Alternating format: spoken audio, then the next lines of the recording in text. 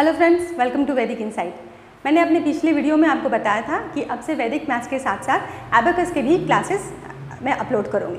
Abacus के class start करने से पहले मैं वैदिक मैथ्स और एबाकस के बीच में कुछ बेसिक डिफरेंसेस है जो आपको बता देना चाहती हूँ, क्योंकि अक्सर पेरेंट्स मेरे सेंटर में आके पूछते हैं कि मैम मुझे अपने बच्चों को एडमिशन कराना है, किस में कराना अच्छा रहेगा, वैदिक मैथ्स में कि एबाकस में, कौन सा ज़्यादा बेटर है, किस में कैलकुलेशन ज़्यादा फास्ट हो जाएगा, और बहुत सारे क्वेश्चंस हैं जो पेरेंट्स के मन में होते हैं। आप मेरा वीडियो लास्ट तक ज़रूर देखें ताकि आपके इन सारे सवालों का जवाब आपको मिले।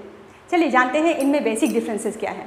पहला डिफरेंस क्या है कि एबाकस का जन्म चाइना और जापान में हुआ और वहाँ से हमारे देश में आया, लेकिन वैदिक मैथ्स हमारे इंडिया में ही जन्म है और यहाँ से ही हमारे ऋषि मुनियों और प्राचीन गणितज्ञों ने इन्हें विकसित किया और प्राचीन काल से ही हमारे मैथ्स कैलकुलेशन में वैदिक मैथ्स का यूज़ होता चला आ रहा है। अभी इंडिया छोड़ के और बहुत सारे कंट्रीज़ में वैदिक मैथ्स के ट्रिक्स बहुत पॉपुलर हैं। नेक्स्ट जो है कि एज ग्रुप, एबाकस आप 5 to 14 ईयर्स तक ही सीख सकते हैं, क्योंकि एबाकस मेनली क्या है कि विजुअलाइजेशन पावर को डेवलप किया जाता है और मेंटल डेवलपमेंट की जो एजेस है वो इन 5 से 14 साल के बच्चों में ही हो सकते हैं, उसके बाद ये पॉसिबल नहीं होता। तो इसलिए 5 से 14 साल जो है ये बच्चों के एबाकस सीखने का समय है। लेकिन वैदिक मैथ्स के लिए इस तरह के कोई समय निर्धारित नहीं है, आप 10 साल से ऊपर किसी भी समय तक इसको सीख सकते हैं। एबाकस सीखने के लिए आपको एबाकस टूल की ज़रूरत होती है।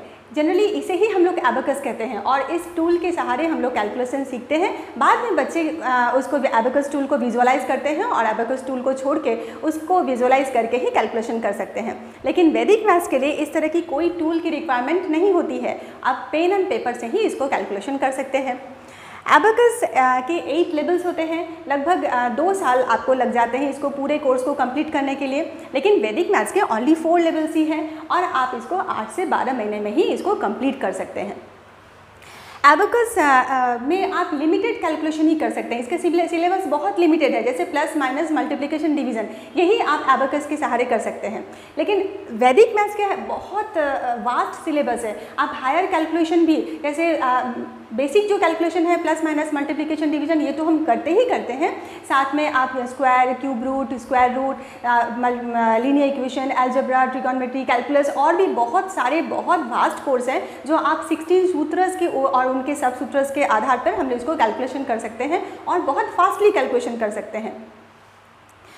एबाकस को प्योरली मेंटल मैथ कहा जाता है, क्योंकि इसमें मैंने पहले ही बताया कि एबाकस टूल को बच्चे विजुअलाइज करते हैं और मेंटली और फिंगर्स को अप डाउन करके बच्चे उसका मेंटली कैलकुलेशन कर लेते हैं, किसी तरह के पेन एंड पेपर की ज़रूरत नहीं होती है।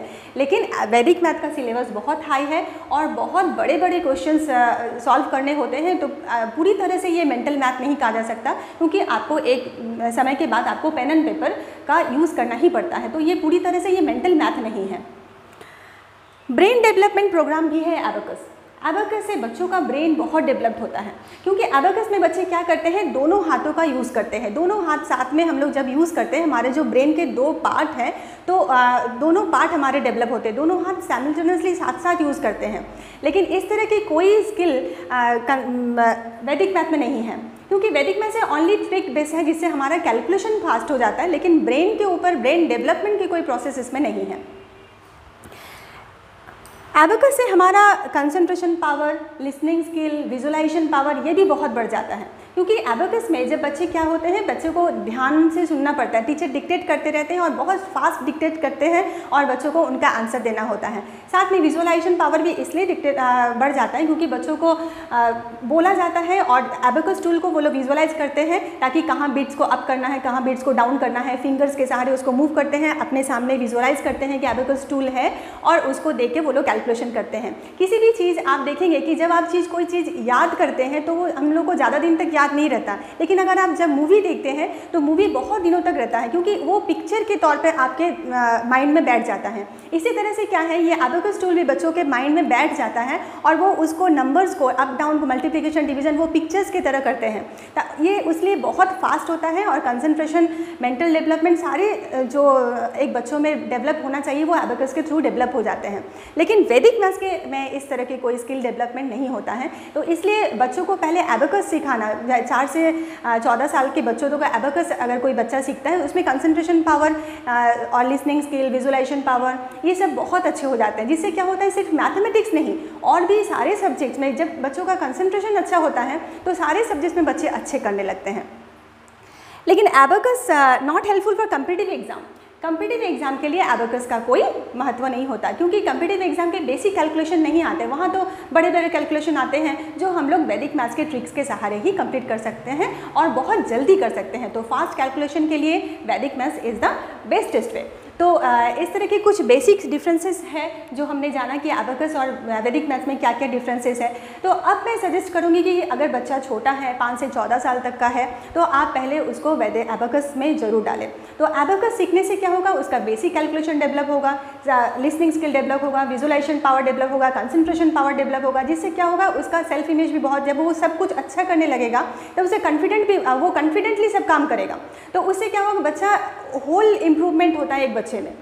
और जब वो सीख जाता है एबाकस, जब वो सीख जाता है उसके बाद आप उसको वैदिक मैथ्स सिखाइए ताकि उसका कैलकुलेशन और भी फास्ट हो जाए। लेकिन शुरू में ही अगर वैदिक मैथ्स में स्टार्ट करेगा तो इन सारी चीज़ों का उनका डेवलपमेंट नहीं होगा। तो दोनों अपने अपने जगह में बेहतर है और अपने बच्चे के एज के हिसाब से आपको डिसाइड करना है कि कौन सा कोर्स आपको सिलेक्ट करना है। अगर आपको मेरा वीडियो अच्छा लगा तो लाइक, कमेंट और शेयर करना बिल्कुल नहीं भूलिएगा और चैनल को सब्सक्राइब करना भी तो बिल्कुल नहीं भूलिएगा। Thank you.